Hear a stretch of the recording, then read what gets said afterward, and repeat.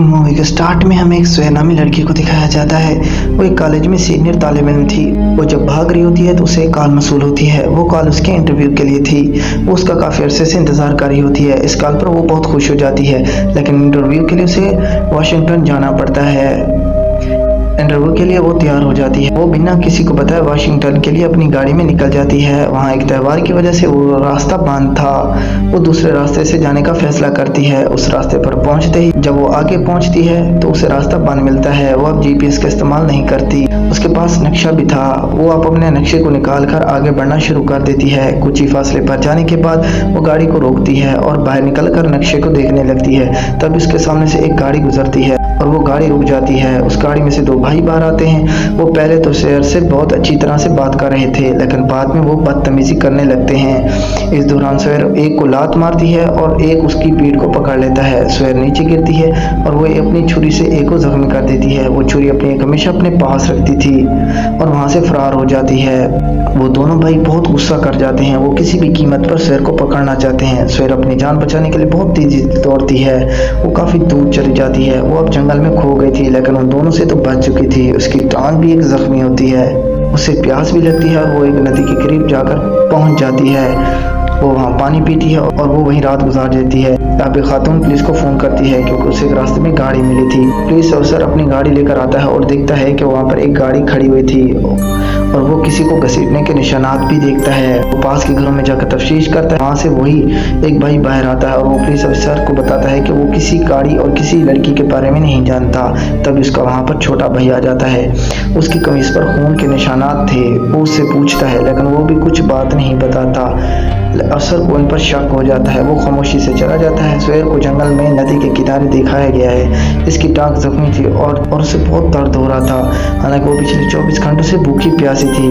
उसने कुछ भी नहीं खाया था। वो बहुत कमजोर हो चुकी थी। जख्मी टांग को आहिस्ता आहिस्ता आगे बढ़ा रही थी। पहाड़ की चोटी से कुछ आवाजें सुनाई देती है। जब वो देखती है तो उसकी कार थी जो नीचे गिराई थी। असल में ये दोनों भाइयों ने शेर की कार को नीचे गिराया था ताकि कोई भी पुलिस वाला उसकी जांच पड़ताल ना करे और वो ना फंस जाए। उन दोनों के चले जाने के बाद शेर अपनी गाड़ी के पास जाती है और वहां से अपना टूटा हुआ फोन बाहर निकालती है। परेशानी की हालत में उसकी बैटरी कम थी और जब वो किसी को नंबर डायल करने लगती है तो नेटवर्क भी नहीं आ रहा होता, जिसकी मदद से वो ना किसी को मैसेज कर पाती है और ना ही किसी को कॉल।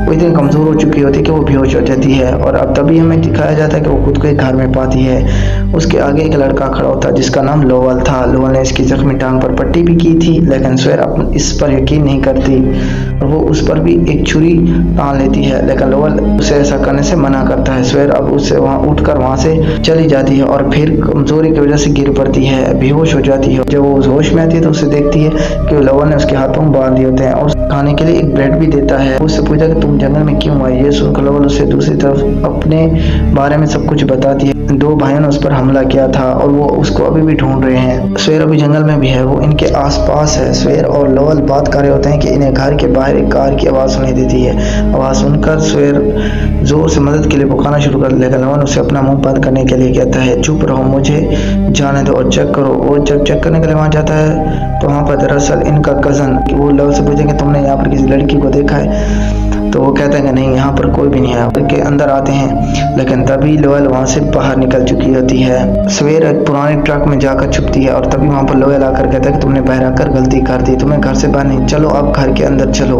लोयल एक अच्छा इंसान है और शेर को भी अपने कजन से बचाना चाहता था, इसी तरह वो ऐसा करता है। लोयल अब उसकी मदद करना चाहता है। वो जानता है कि इनके कजन अच्छे इंसान नहीं है, वो खतरनाक है और वो पुलिस अफसर दिखाया जाता है जिसने हमें शेर की कार को देखा था। उसका एक सीनियर उससे पूछता है कि केस की रिपोर्ट का क्या है। वो अपने ऑफिसर को कहता है कि मैं इसकी पूछताछ कर रहा हूँ। तभी वो पुलिस अफसर उन दोनों भाइयों के पास जाता है। वो कहता है कि तुमने उस लड़की को छोड़कर बहुत बड़ी गलती कर दी, क्योंकि ये केस बहुत ही संगीन तौर पर फैल चुका है और इसकी जांच पड़ताल अब ऊपर तक भी हो रही है। शेर लोवल से कहता है कि बराए करम मेरी बात मानो और मुझे यहाँ से जाने दो।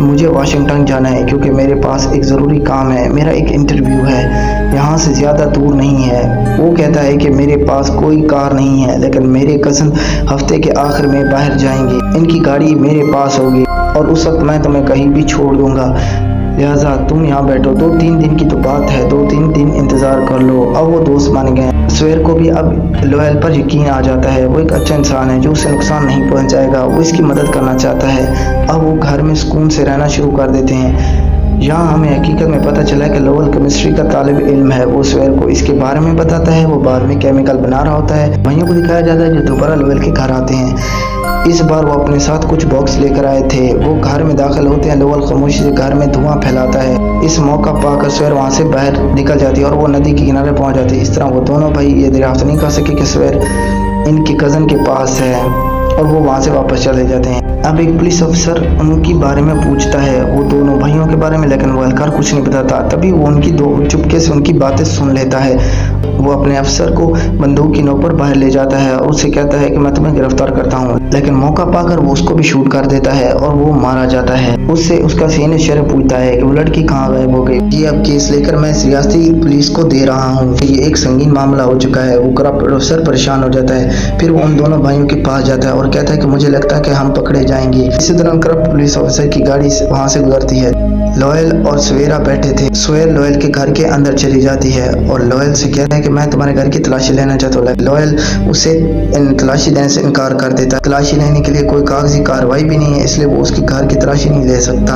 अब पुलिस ऑफिसर वहाँ से चला जाता है और उसे भी अब लोयल पर शक हो जाता है। वो पुलिस ऑफिसर उन दोनों भाइयों के पास चला जाता है और उन्हें बताता है कि मुझे शक है कि वो लड़की लोयल के घर पर है। अब वो दोनों भाई लोयल के घर पर चले जाते हैं और वो इस कदर अचानक से आते हैं कि जब स्वेर और लोयल बैठे होते हैं तो वो दोनों भाई घर के अंदर आ जाते हैं। तो तभी उन दोनों को बंदूक की नोक पर ले देते हैं, लेकिन तभी वहाँ पर लोयल एक चाल चलता है और वो कहता है कि तुम नहीं जानते कि मैंने इसे यहाँ पर क्यों रखा हुआ है। मैंने इसे यहाँ पर अपना गुलाम बना कर रखा हुआ है। और तभी वो स्वेर को कहता है कि तुम जाओ इन सब के लिए कॉफ़ी बनाओ। फिर वो कॉफ़ी का मग लेकर ओवन में रखती है और वापस आ जाती है। कुछ ही देर बाद ओवन से आवाज़ आने लगती है और तभी उनका छोटा भाई ओवन के करीब जाता है तो वो फट जाती है और जोरदार धमाका होता है, जिससे वो छोटा भाई वहीं पे मर जाता है। और धमाका इतना शदीद था कि पूरा घर जल गया था।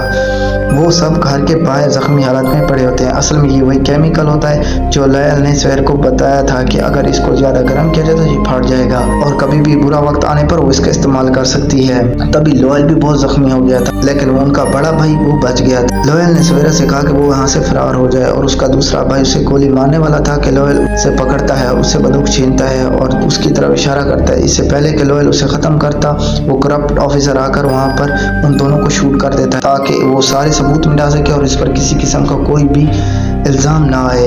इसी तरह वो बच जाएगा। अब स्वेर जंगल में भागती है। वो भागती भागती एक सड़क पर जा पहुंचती है और उसे वहाँ पर एक पुलिस की कार आती दिखाई देती है। वो गाड़ी में बैठ जाती है, लेकिन उसे नहीं पता होता कि ये वही करप्ट ऑफिसर है। उसको काफ़ी आगे दूर ले जाता है और वो एक नदी के करीब ले जाता है, जिससे वो उसे पानी में मारने की कोशिश करता है। एक स्क्रूल टूल लग जाता है जो वो उस पर हमला कर देती है और उसे वहीं पर मार देती है। फिर से वो गिरते लगड़ाते सड़क पर आती है और अब सड़क पर काफ़ी पुलिस की गाड़ियाँ आ गई थी जो इन सबको रेस्क्यू करने वाली थी। और यहीं पर मूवी ख़त्म हो जाती है।